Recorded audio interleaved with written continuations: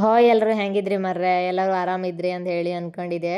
ಇವತ್ತಿನ ರೆಸಿಪಿ ಅಂತ ಗೊತ್ತಿತ್ತಾ, ನಮ್ಮೂರ ಸ್ಟೈಲಾಗೆ ಚಿಕನ್ ಸಾರು ಹೆಂಗೆ ಮಾಡ್ತು ಅಂತ ಹೇಳಿ ಕುಂದಾಪುರ ಚಿಕನ್ ಕರಿನ ಮಾಡ್ತಾ ಇದ್ದೆ. ಇದು ಮಾಡೋಕ್ಕೆ ಮೊದಲು ಎಂಥದೆಲ್ಲ ಇಂಗ್ರೀಡಿಯೆಂಟ್ಸ್ ಬೇಕಂತ ಹೇಳಿ ಕಾಂಬ. 4 ಟೊಮೆಟೊ, 2 ಈರುಳ್ಳಿ, ಒಂದು 4-5 ಹಸಿಮೆಣಸು, ಒಂದು 5-6 ಬೆಳ್ಳುಳ್ಳಿ, ಅರ್ಧ ಇಂಚು ಶುಂಠಿ ತಗೊಂಡಿದ್ದೆ. ಮೊದಲೇ ಒಂದು ಗ್ಯಾಸ್ ಆನ್ ಮಾಡಿ ಒಂದು ಕಡಾಯಿನ ಇಡ್ತಾ ಇದ್ದೆ. ಒಂದು ಟೇಬಲ್ ಸ್ಪೂನ್ ಅಪ್ಪಷ್ಟು ಎಣ್ಣೆ ಹಾಕಿದೆ. ಕಡೆಗೆಲ್ಲ ಮಸಾಲ ಐಟಮ್ಸ್ನ ಹಾಕಿದೆ, ಚಕ್ಕಿ ಅದೆಲ್ಲ.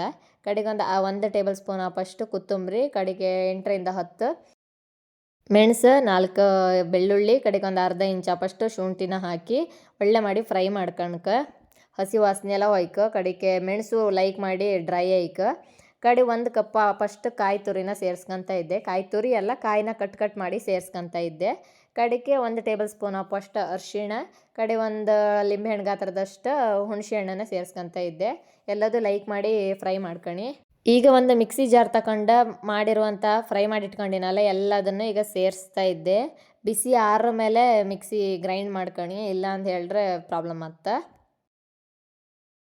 ಸ್ವಲ್ಪ ನೀರನ್ನು ಸೇರಿಸ್ಕೊಂಡು ಕಡೆಗೆ ಒಂದು ಟೊಮೆಟೊನೂ ಈಗ ಹಾಕ್ತಾ ಇದ್ದೆ. ನಾನು ಟೊಮೆಟೊನೂ ಕಟ್ ಮಾಡಿ ಗ್ರೈಂಡ್ ಮಾಡೋಕ್ಕೆ ಸೇರಿಸ್ತಾ ಇದ್ದೆ. ಕಡೆಗೆ ಒಂದು ಈರುಳ್ಳಿನೂ ಕಟ್ ಮಾಡಿ ಸೇರಿಸ್ತಾ ಇದ್ದೆ.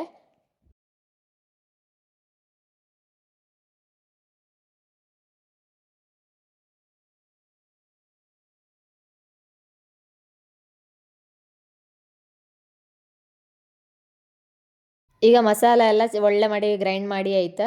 ಈಗ ನಾನಿಲ್ಲೇ ಅರ್ಧ kg ಚಿಕನನ್ನು ತಂದಿದ್ದೆ. ಚಿಕನನ್ನು ನೀಟಾಗಿ ವಾಶ್ ಮಾಡ್ಕೊತ ಇದ್ದೆ. ಈಗ ಚಿಕನ್ ಎಲ್ಲ ಕ್ಲೀನ್ ಆಯ್ತು, ನೀವೇ ಕಾಣ್ತಾ ಇದ್ರಿ ಅಲ್ಲ. ಇದಕ್ಕೆ 1 ಟೇಬಲ್ ಸ್ಪೂನ್ ಫಸ್ಟ್ ಅರಿಶಿಣನ ಸೇರಿಸ್ಕೊತ ಇದ್ದೆ. ಹಾಗೆ 1 ಟೇಬಲ್ ಸ್ಪೂನು ಉಪ್ಪನ್ನ ಸೇರಿಸ್ತಾ ಇದ್ದೆ.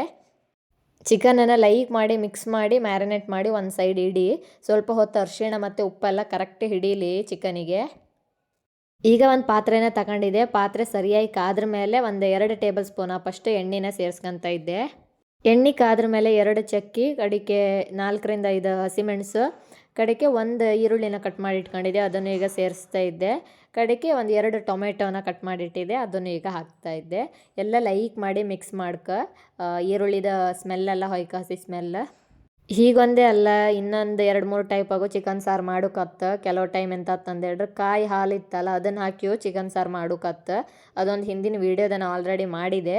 ಇದು ಕಾಯಿ ಹಾಲು ಯೂಸ್ ಮಾಡ್ತಾ ಇರೋ ಚಿಕನ್ ಸಾರು. ಈಗ ಟೊಮೆಟೊ ಎಲ್ಲ ಚೆಂದ ಮಾಡಿ ಸಾಫ್ಟ್ ಆಯಿತು. ಇದಕ್ಕೀಗ ಮ್ಯಾರಿನೇಟ್ ಮಾಡಿ ಇಟ್ಕೊಂಡಿರೋ ಚಿಕನನ್ನು ಸೇರಿಸ್ತಾ ಇದ್ದೆ. ಚಿಕನ್ ಬೇಯುವತ್ತಿಗೆ 1 ಟೇಬಲ್ ಸ್ಪೂನ್ ಉಪ್ಪನ್ನು ಹಾಕಿನೇ ಬೇಯಿಸ್ತಾ ಇದ್ದೆ. ಚಿಕನ್ ಎಲ್ಲ ಒಳ್ಳೆ ಮಾಡಿ ಬೇಯ್ಕ. ಒಂದು 10ರಿಂದ 15 ನಿಮಿಷ ಹಾಗೆ ಬಿಡಿ.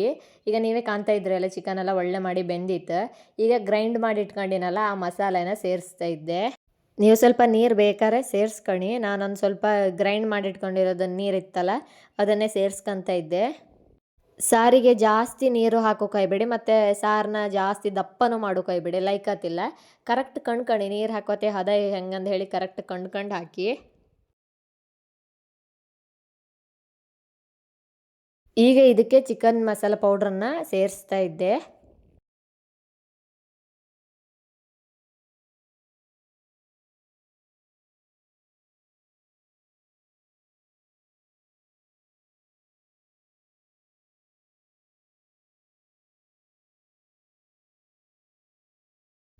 ಹಾಗೆ ಈಗ ಸಾರು ಸರಿಯಾಗಿ ಕುದೀತಾ ಇತ್ತು. ನೀವು ಇದಕ್ಕೀಗ ಉಪ್ಪನ್ನ ಕಂಡ್ಕಣಿ. ಉಪ್ಪು, ಹುಳಿ, ಖಾರ ಎಲ್ಲ ಸರಿ ಇತ್ತ ಕಂಡ್ಕಣಿ. ಅದು ಕಡಿಮೆ ಇದ್ರೆ ಅದನ್ನೆಲ್ಲ ಸೇರಿಸ್ಕಣಿ.